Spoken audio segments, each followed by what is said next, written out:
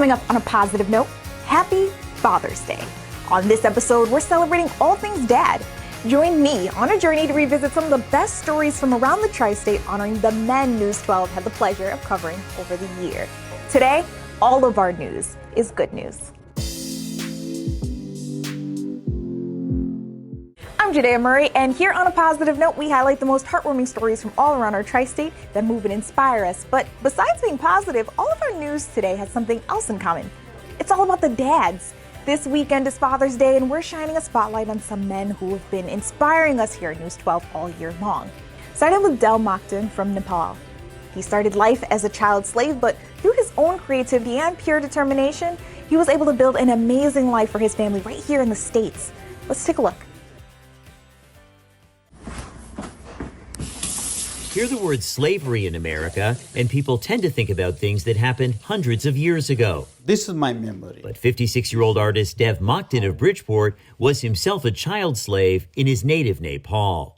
When I realized I was slave, I was 14 years old.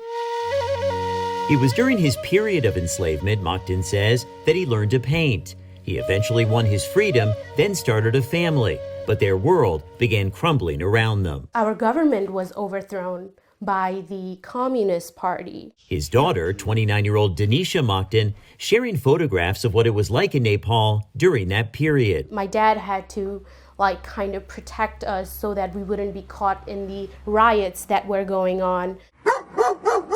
But for Mokhtan, protecting his family in the long run meant leaving Nepal. Under President Obama, they had the diversity visa. Mokhtan won the U.S. State Department's diversity visa lottery thanks to his extraordinary talent as an artist. He remembers a U.S. immigration official giving him the good news. He said, "I welcome you in our country. We need your work. We need your this art."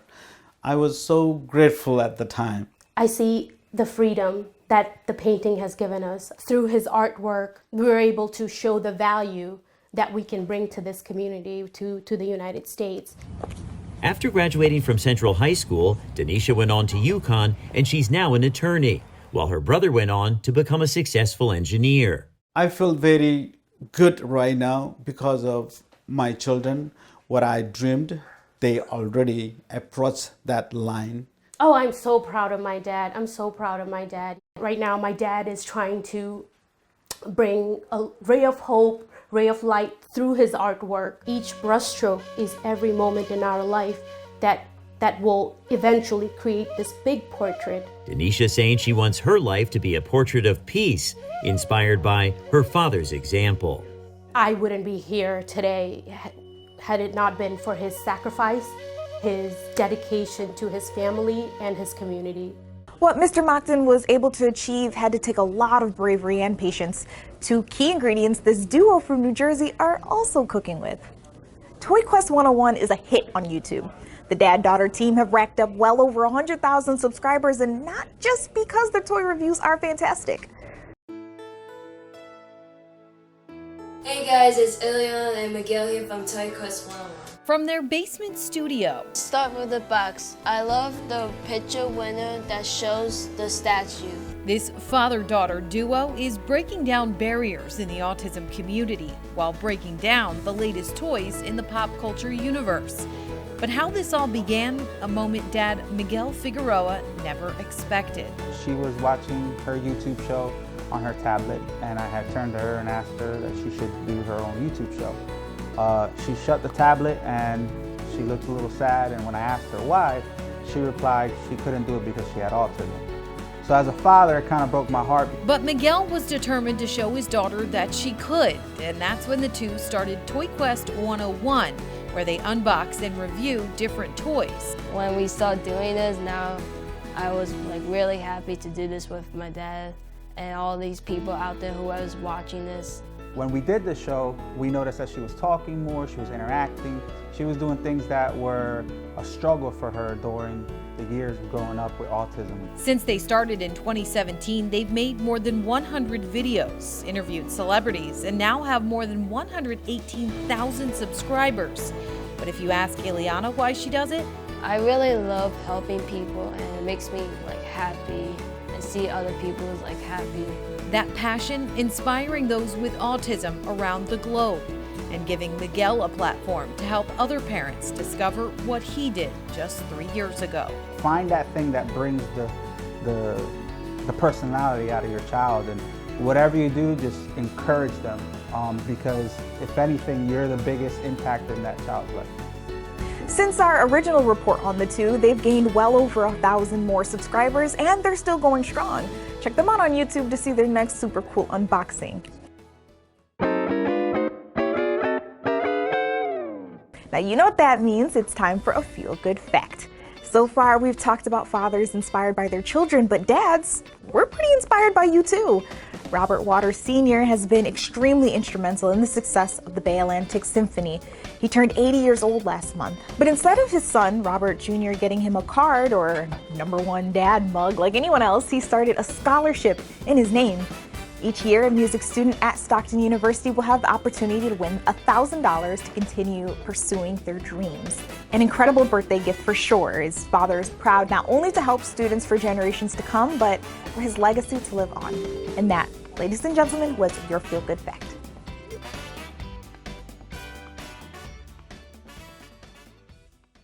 What's better than one dad? Two. This next jaw-dropping story details how these two became parents by chance when they discovered an infant abandoned in a New York City train station. I kind of get emotional all over again because I am back in the place and time. About 20 years ago, when Pete Mercurio became a dad with his partner, Danny Stewart. It just feels like this is a miraculous story. Actually, it was a series of miracles. It started when Danny found a newborn in a New York City subway. Our Subway Baby is a children's book written by Pete, a graduate of Westwood High School and Montclair State. He says it's a direct address to their son, Kevin, now a college student. For so many couples, adoption is a grueling process that can take years. This one took a few months, mostly because a judge saw on the news how Danny found the baby and thought maybe they belonged together. She summoned him to court.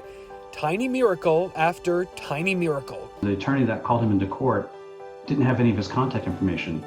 She went through the white pages for a week, calling every Danny Stewart. You remember the white pages? I do. She's not persistent in trying to find him. We're not parents. As Pete writes, their story is about being open to life's possibilities, a message they hope resonates with kids and adults alike.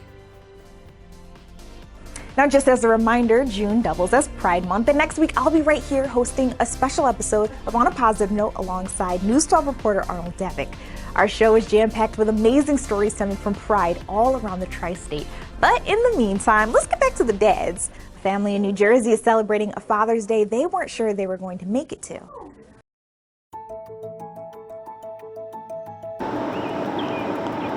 Thanks to the Valley Hospital to save my life. Thanks to God, the support of my family, my wife, my children. 59-year-old father of 4 and husband Ruben Arriaga Sr. is what some would call a COVID-19 miracle patient, defying every odd. Feeling like I'm gonna make first God. On January 20th of this year, Ruben was hospitalized with COVID and shortly after was placed on a ventilator. The Arriaga family had been down this road just a few short months earlier when Ruben's brother lost his life to COVID. Ruben spent 69 days on a ventilator with his family praying that he would have a different outcome. His prognosis was bleak.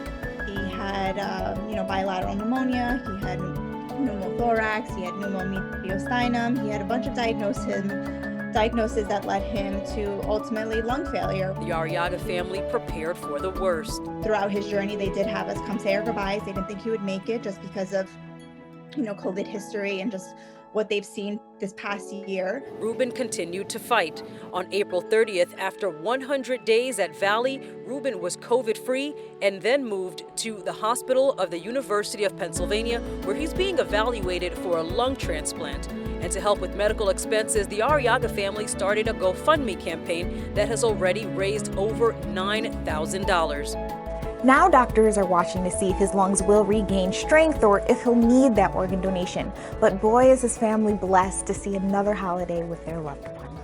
It's an especially happy Father's Day for this dad from Essex County who, maybe as you recall, delivered his own baby. So I was screaming to my husband to basically call 911, call 911. The 911 operator said to me, like, sir, you need to pull over this car and deliver this baby. And I stopped for a second and I was like, wait a second, did I really just hear that? Baby Jordan and his parents are healthy and happy now, a month after going into active labor on the GWB on their way to Mount Sinai Hospital in Manhattan. It was an extremely scary, traumatic experience, but I am so happy that obviously we're all safe and healthy. I'm by trade an attorney. I'm not a doctor, and I have no medical training.